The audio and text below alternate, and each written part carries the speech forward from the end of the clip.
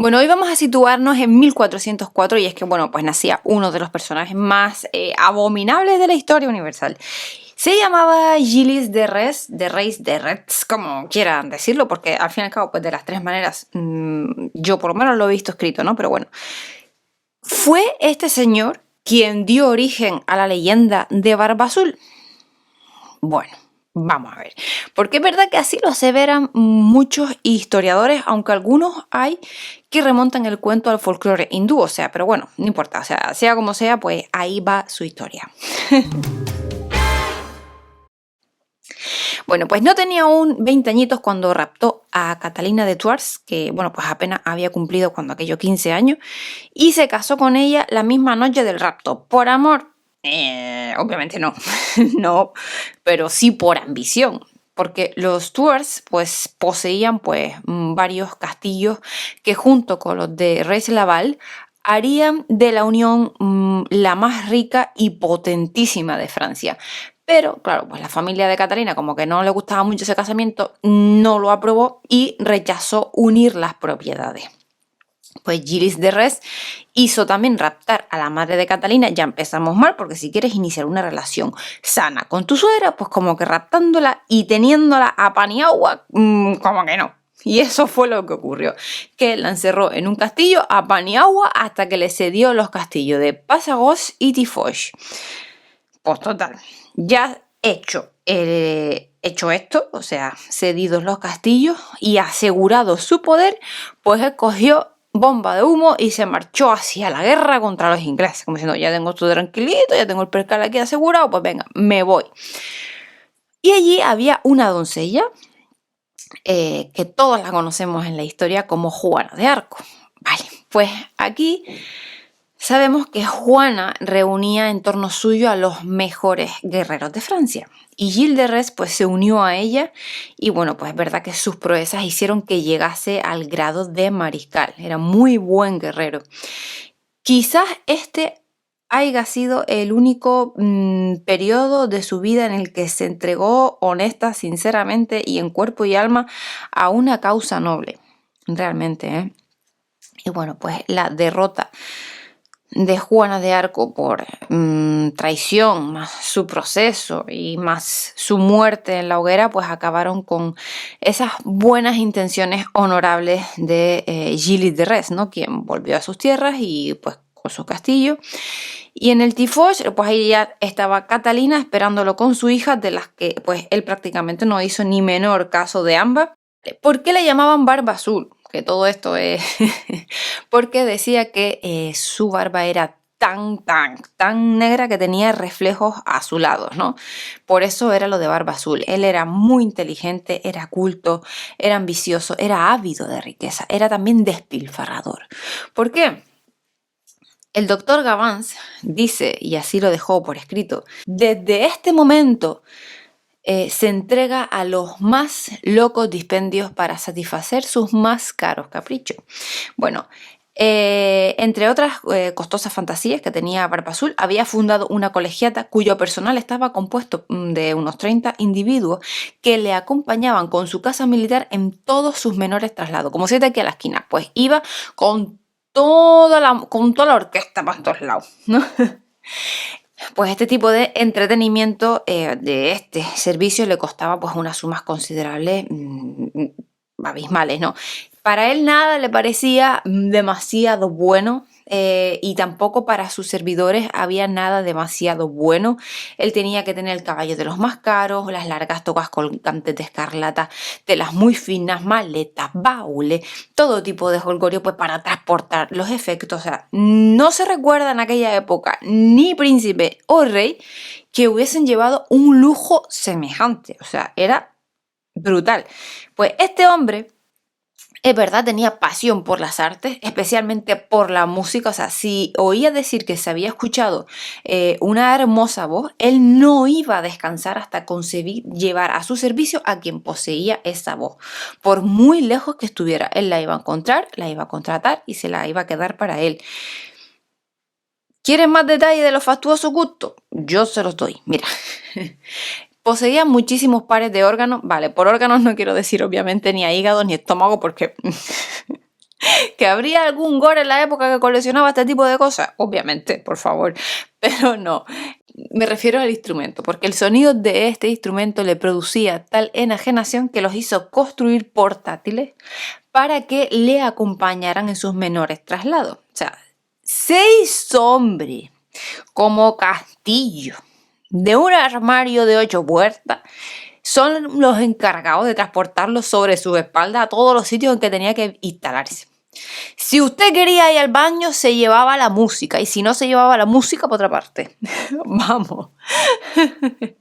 Sus larguezas no se limitaban a sus servidores, porque todo el que acudía a él participaba de ella. El extranjero era muy bien recibido, cualquiera que fuese su condición, o sea, a toda hora del día o de la noche, iba a tener una mesa, la iba a encontrar hospitalaria, y era raro que abandonase su mansión hospitalaria sin salir pues colmado de dones en especies o en metálico, como se decía, ¿no?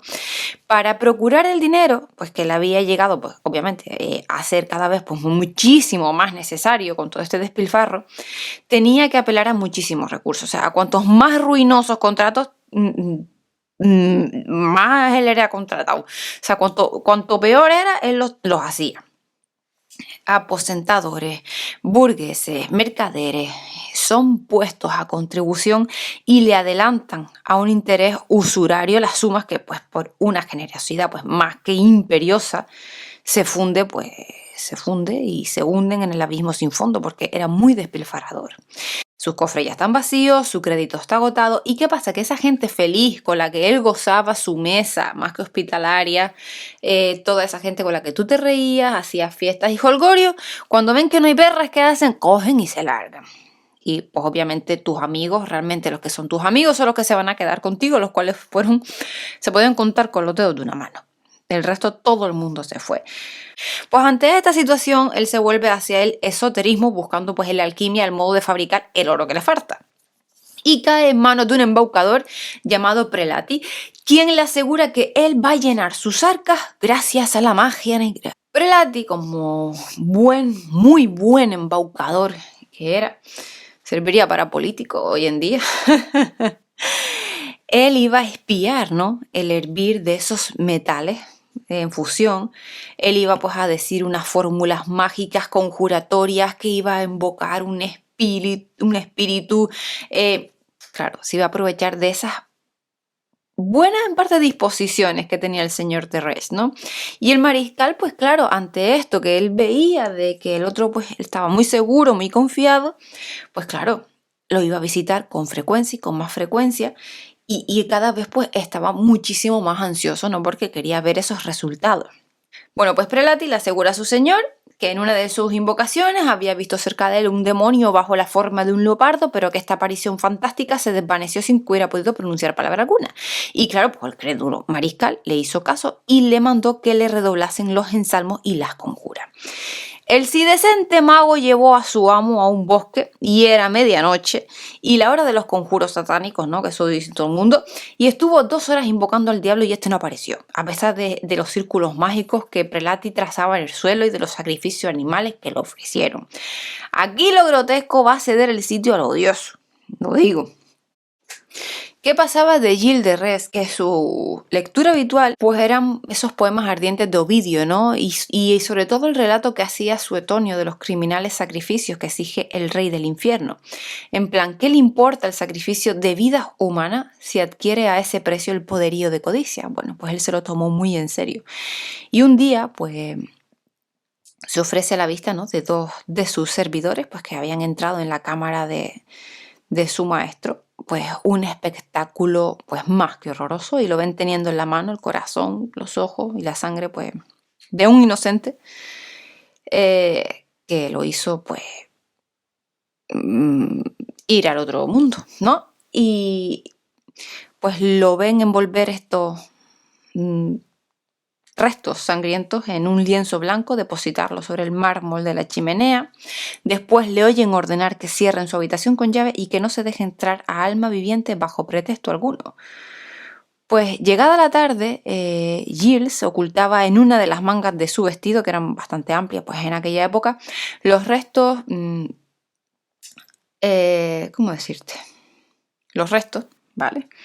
Y los transportaba al retiro de Prelati. Cuando me refiero al resto, imagínense cómo pueden trasladarlo, o sea, estaban en pedazos, ¿vale? Los restos en pedazos y los transportaba al retiro de Prelati. Y según la confesión del mariscal de Retz, cuyo proceso pues se conserva todavía un día, dice: hace 8 años que se me ocurrió esta idea diabólica. Fue el mismo año en que mi abuelo, el señor de la Sus, pasó de esta vida a la otra. Y estando por casualidad en la biblioteca de dicho castillo, encontré un libro latino de la vida y costumbre de los Césares de Roma, escrito por un sabio historiador llamado Suetonio. Dicho libro estaba adornado con imágenes bastante bien pintadas, en las que se veían las maneras de conducirse de estos emperadores paganos. Y leí en esta hermosa historia cómo Tiberio, Caracalla y otros césares se recreaban con los infantes y el singular placer de martirizarlo, por lo cual yo quise imitar a los mencionados césares y la misma tarde empecé a hacerlo, siguiendo las imágenes de la narración y del libro. Por algún tiempo no confié mi caso a persona alguna, pero después lo dije a muchas, entre otras a Henriette y Putu, que se habían aficionado a este juego. Estos antedichos fueron los que me ayudaban en el misterio y se encargaban de buscar a los infantes para mi trabajo. Y entonces empezó lo más horrible que se pueda imaginar. ¿Qué pasó? Que Gilles de Retz necesitaba niños para hacer sus cosas. Y se desarrolló al propio tiempo en él pues una tendencia, pues ya se pueden imaginar a qué. No voy a decir la palabra, la verdad. Entonces hay copias íntegras de las actas del proceso, están publicadas. No sé si decirlas, porque la verdad es que era muy monstruoso sus actos, la verdad. Yo no soy precisamente pues una mojigata, ¿no? Que me resisto a la idea de darlas en su integridad. Pero bueno, en 1959 sí fueron publicadas por el Club Francés del Libro con una introducción de Georges Bataille, como Jorge Batalla, vamos, en francés. Y el libro...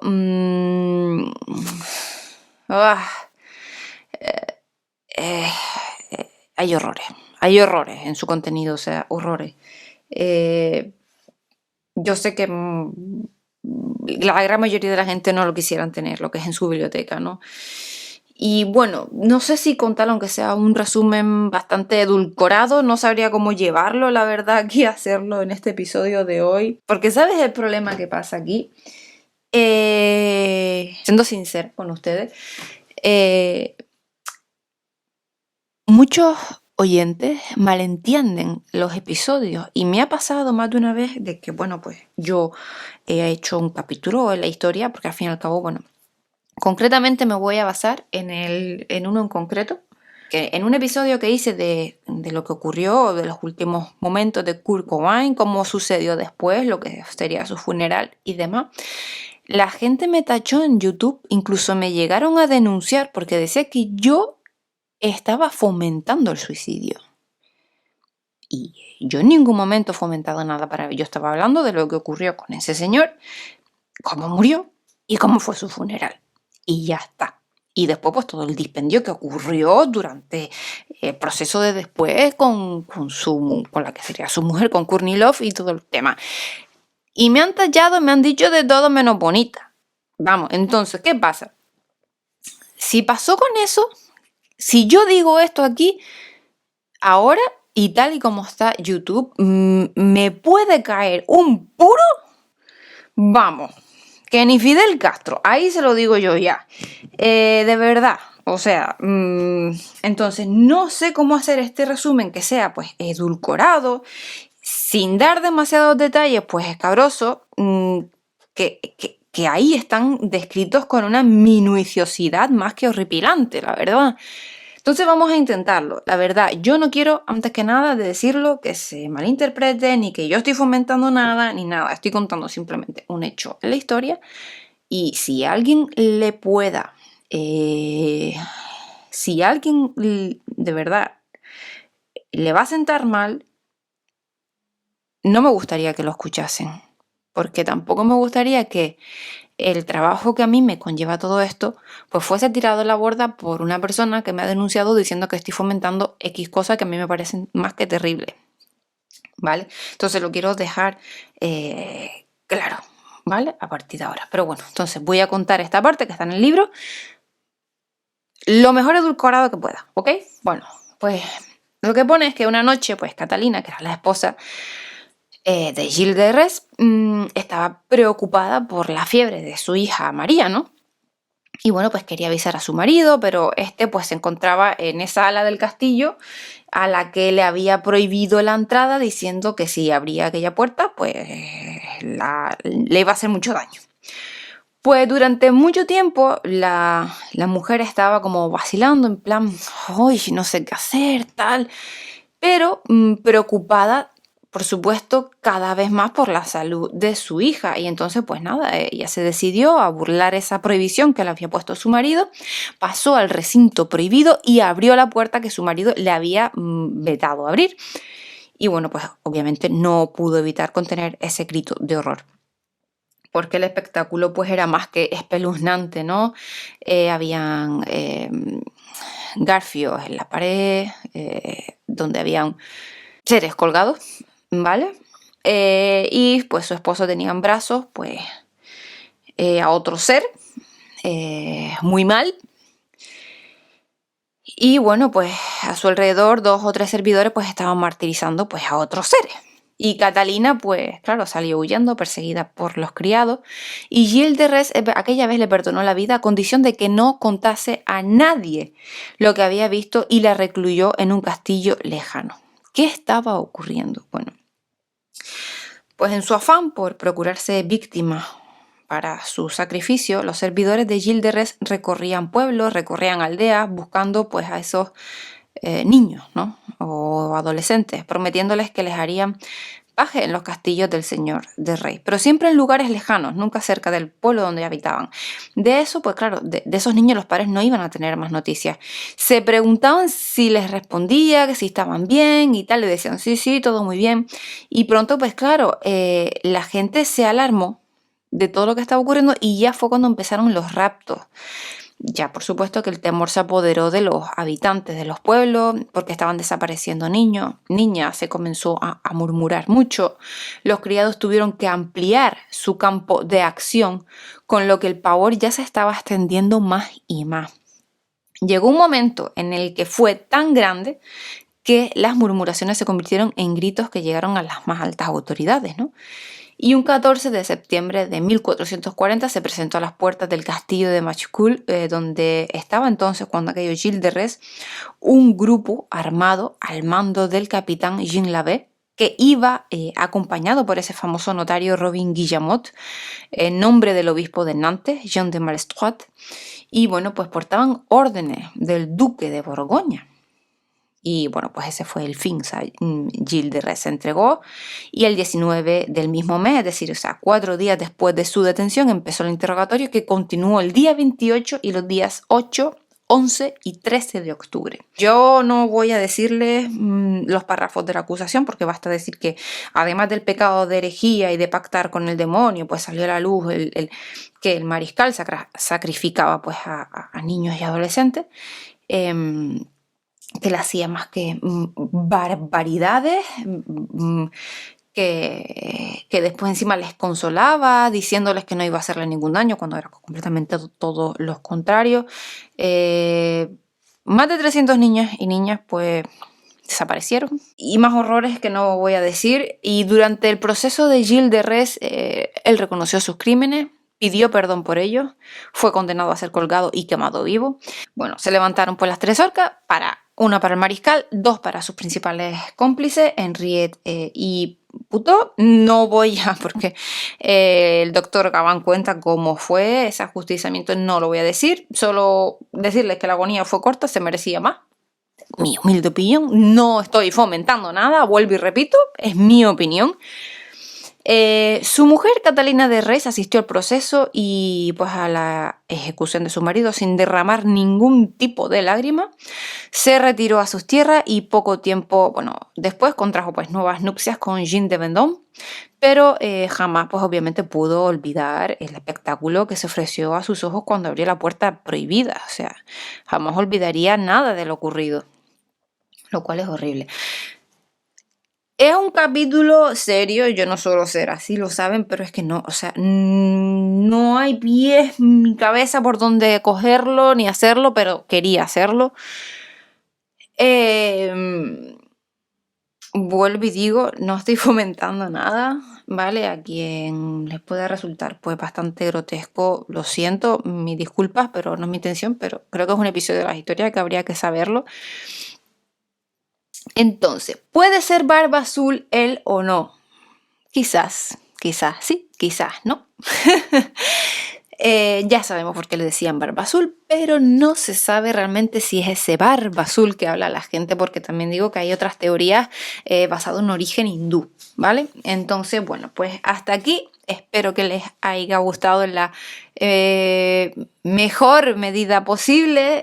Lo he intentado hacer lo mejor que he podido, porque es un capítulo, déjame decirle, un episodio muy difícil.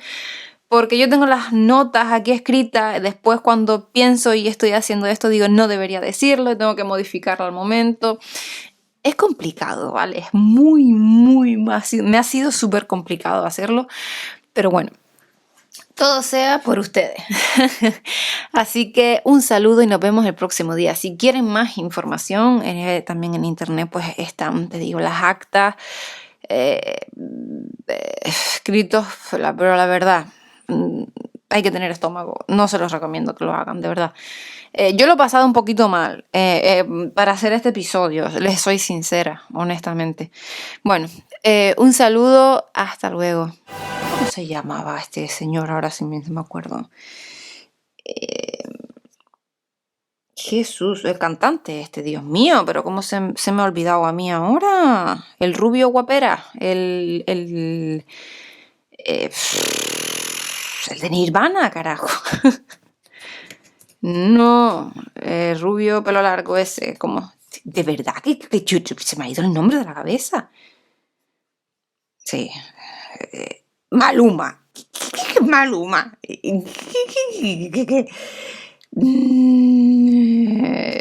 Dios mío, el que estaba con la Courtney Love.